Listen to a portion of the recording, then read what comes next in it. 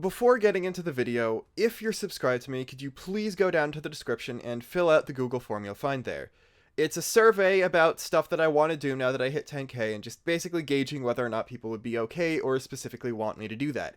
It's all multiple choice besides the optional stuff, shouldn't take you too long, and only about 1.5% of my subscribers have filled it out yet, so I'd really like to get a bigger sample size before committing to anything. With that out of the way though, this won't really flow well into the full video because I had a pretty quiet intro planned for it, but whatever, I should have thought things out more.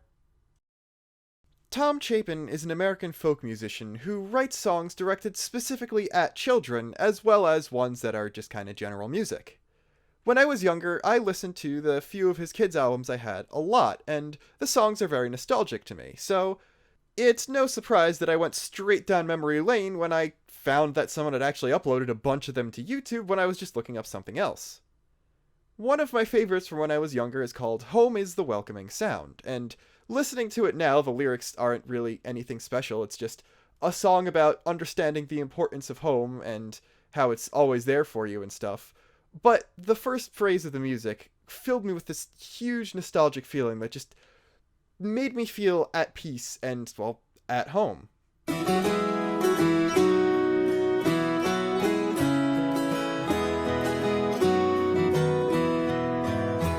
So you may be asking, what does this have to do with Xenoblade?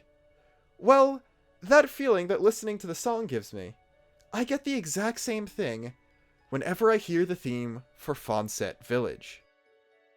Xenoblade 2 goes for a lot of shonen anime and JRPG tropes. That shouldn't be a surprise to you. I'm far from the first person to say that, and I probably don't need to provide examples to give you any ideas of what I'm talking about. What's most interesting about it to me, though, are the times when it goes away from them, or does something the complete opposite of one of them, and Fonsett is, in fact, one of those times. It might not seem like it at first, but think about it. This is the hometown of the main character. This is where the hero grew up and was molded into the person you see at the beginning of the story.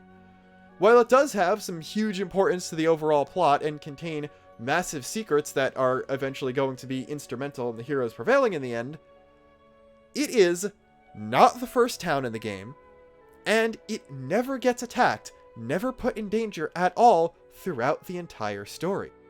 This is one of the very few tropes that Xenoblade 2 doesn't go for, and Xenoblade 1 actually does.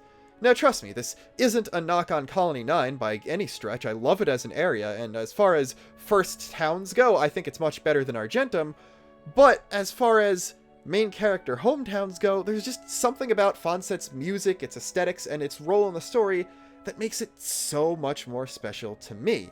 And yeah, this is probably a personal thing. This is kind of weirdly personal compared to a lot of my other videos, but hey, I want to talk about this, so I'm gonna. Before we zero in on Fonsett Village, I'd like to talk about the Leftherian Archipelago as a whole just really quickly. It's kind of that area, if you know what I'm talking about. A lot of fictional worlds have one where it's the place that isn't scarred by the horrors of the rest of the world just because it's kind of looked over. People know it exists, yeah, but it's not important enough for anyone to pay any mind. Nobody ever tried to take over it during the First Aegis War or at any point during the present day. It's nice and sheltered, there's a huge cloud ridge splitting it in half. It's got a couple harbors, yeah, but that's about it. Even as far as enemies go, pretty much everything you're gonna fight in the archipelago, while they're called monsters, they're all basically just animals that are native to the area and are doing their own thing unless you attack them. Yeah, there are some that are hostile, but that's just more nature being nature than some sort of evil influence going on. The only humans you could fight there are the one driver guy who's by one of the harbors, so he could have literally just been a merc that was just kind of chilling there waiting for his next Titan ship to leave, happened to see Rex and was like, yo, I saw that guy in a wanted poster, let me try and kill him. And besides that, there's one island that's been taken over by Lindworm, the anti-imperialist faction of the Morardain army that are kind of on the run from the Empire, and yeah, they are bad guys from the point of view of a party containing Morag. The thing is, though, they're just there to hide out. They're not even trying to cause any trouble, they're just using the advantage the archipelago has and no one looking there to not be found, and yeah, there are quests to deal with them, and you could still pick a fight with them, even they won't really do anything unless you go straight into their island and invade it. Adding to that is the name of the archipelago. Most of the main titans in Xenoblade 2 are named after one of the 7 deadly sins. Leftheria, on the other hand, is named after one of the 7 heavenly virtues. This being charity, which is the opposite of avarice, which Argentum was named after. I don't know if there's supposed to be a specific opposition between the two of those. Like, yeah, they're both islands with large titans or something. I don't know. I don't think that's supposed to be anything, but it's worth noting that Leftheria is one of the few titans that's a virtue and not a sin. Add to that the extremely rustic sounding names, at least in the English version, that a few areas in the archipelago have. Little Garden of Tradition, Isle of Sleeping Remains, Godsford Isle. These all kind of sound like things straight out of Stardew Valley, which also kind of has a theme of there being this one area of peace and relative calmness and oneness with nature that is at odds with the strife in the rest of the world. Also, it's a bunch of little islands floating around in a white sea of clouds, secluded from everything else and full of beautiful sights and unique animals and plant life. It's just a really cool area that I would love to live in or visit someday if it were real. With that though, we should probably move into the village itself. It's a small settlement consisting mostly of wooden houses as well as a couple shops and a little carpentry workshop, nestled among a small wood on an island that's surrounded by a stone wall that seems to be much older than the village itself. We'll get to that in a minute. It's also, unknowingly, built on top of Spirit Crucible Elpis, an important location that used to belong to the royal family of Torna prior to the kingdom's fall. It seems to mostly be inhabited by native Leftherians who seem a little bit tanner than the majority of people who look like regular humans, think everyone from Tantal or Mor Ardain or the like, but it also seems to be a place that people who don't have anywhere else to go end up.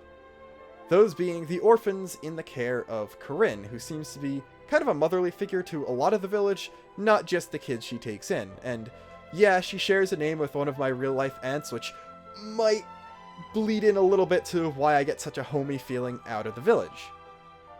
Now, I know what you're thinking. It's a small town content to live at one with nature, secluded from the goings-on of the rest of the world, located among the greenery and all that. Fonsett sounds a lot like the Shire. But there are a few key differences that make it not the exact same kind of place and not a good one-to-one comparison. First off, if you read the books, you'll know that the Shire doesn't have Fonsett's record for literally never being touched by the problems of the world. Even it falls to darkness in the end, and that's one of the most depressing story arcs in the entire series. Also, while it's not really delved into in the actual Lord of the Rings books, only in supplemental material, the way the Shire was founded was just, the hobbits just kinda popped up somewhere, no one knows where they came from, and that's just where they decided to settle down and the majority of them live. While, yeah, the native Leftherians, they just kinda happen to be the people who live there, Fonsett has a much more significant origin. While, yes, the whole point of the Shire was that good can come from anywhere, and sometimes you have to look to the little person to try to get salvation and that kind of thing. It's a big uplifting message, but that's not the message Xenoblade 2 gives.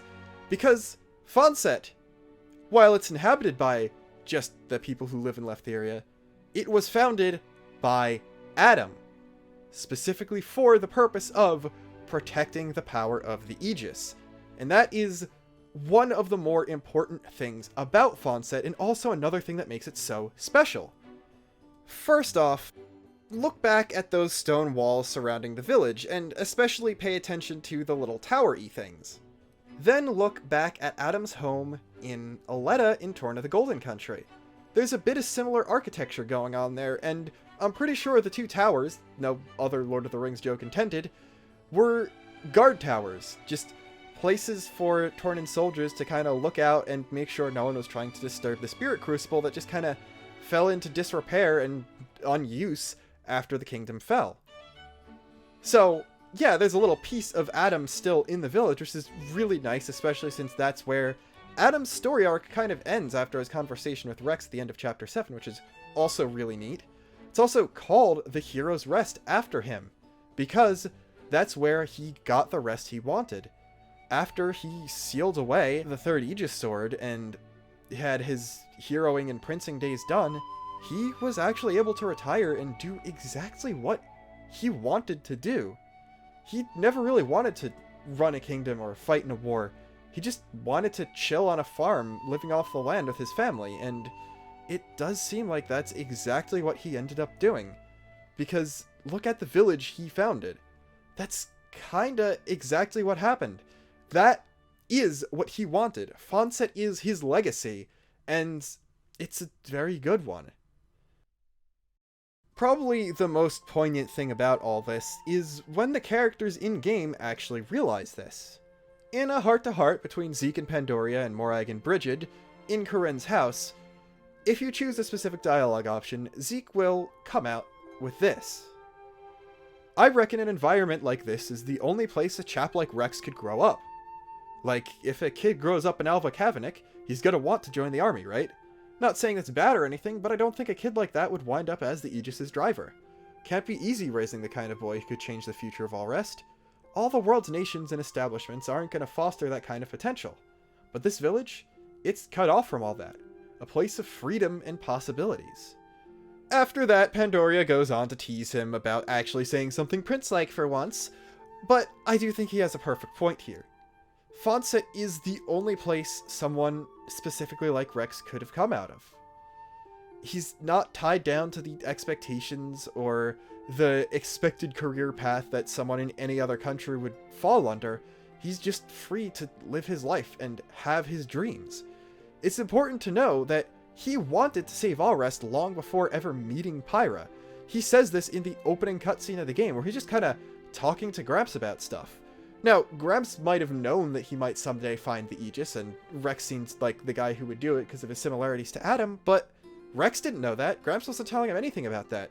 He just genuinely wanted to do that because I guess those are the values instilled in him from living where he was. Just being a good person who wants to act in the good of all. And it was this earnestness, as well as I guess the values that he had instilled in him by generally living in Leftheria and by growing up with Corinne, that molded him into the exact right kind of person who could connect with the Aegis and eventually unlock her full power. And, well, you know what happened after that.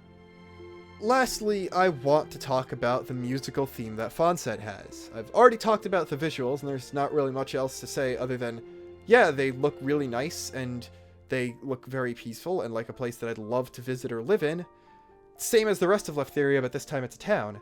And Leftheria's themes are great. They fit the idea of a very dreamlike, mysterious type of islands that, while they seem nice and peaceful, might hold some sort of secret. It works well for that, but Fonsett's theme itself is something extremely special.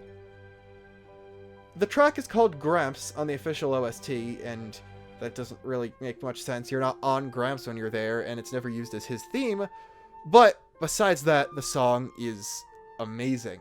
It is one of the most soothing and most peaceful pieces of music I've ever heard. Easily one of my top 3 tracks from Xenoblade 2, and one of my favorites from the series as a whole. I can't really put into words what sort of feeling I get from it, other than the stuff I sort of talked about at the beginning of the video, and the just idea of nostalgia, but also a feeling that now is just as good as the times I'm nostalgic for, and just the general sense of everything being right in the world, and just calm down, relax, enjoy yourself, and live life how you want to live it. This weirdly specific feeling is just one of my favorite things about fiction in general, but I've never really gotten it from this type of game before. I mentioned Stardew Valley before, and that and Animal Crossing are good for just the idea of having a simple, peaceful life in a community all full of people who care about each other. But I never got this specific type of nostalgia from an RPG before, which is interesting because that sense of nostalgia, as well as the idea of there being this huge fantastical world you get to explore, are my 2 favorite things out of the fantasy genre, But I've never really gotten that from fantasy games before, only other forms of fiction, which I think is kind of interesting, and I think it's a testament to the developers, I guess, for finally being able to make an area that got me to feel this thing the first time about a video game, I guess. I don't know. There's one town in Xenoblade 1 that gets pretty close to this, but I just think probably just the music elevates Fonsett above this even more. I know this is just a weirdly personal thing, but that feeling, that sense that I get out of Fonsett, is the thing that makes me the most emotional out of the game as a whole, even including all the sad cutscenes and stuff, which is probably just saying more about my own personal likes and preferences than anything else, but it's kind of interesting, I guess. I don't know. The fact that I tear up more about this than the ending of Torna probably says that I'm a horrible person or something, but I don't know.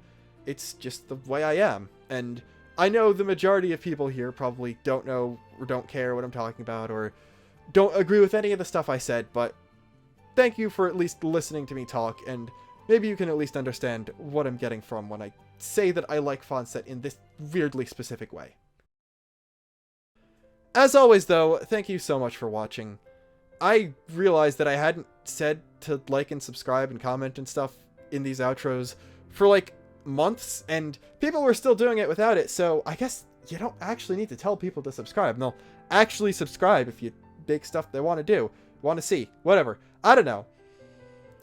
I decided to just take a break for a week because I had a bit of homework and stuff and just wasn't feeling up to making a video. So sorry for the delay from all Xenoblade videos, and I decided I just wanted to come back with a bit of a smaller, more personal one as opposed to some grand theory thing or some heavily researched science thing or something people were asking about. Next week's going to be pretty interesting, I can tell you that, and don't worry, I am going to start scripting the 10k versus battle soon. That's the one thing that's not on the survey, because I'm doing that whether or not people want me to do it. Beyond that, the Golden Sun streams are going to come pretty soon, so don't worry. I got things cooking up regardless of whatever you vote on the survey, but please vote because I want to know your opinions. And as always, thank you for watching, and until next time, this is Luxon, signing off.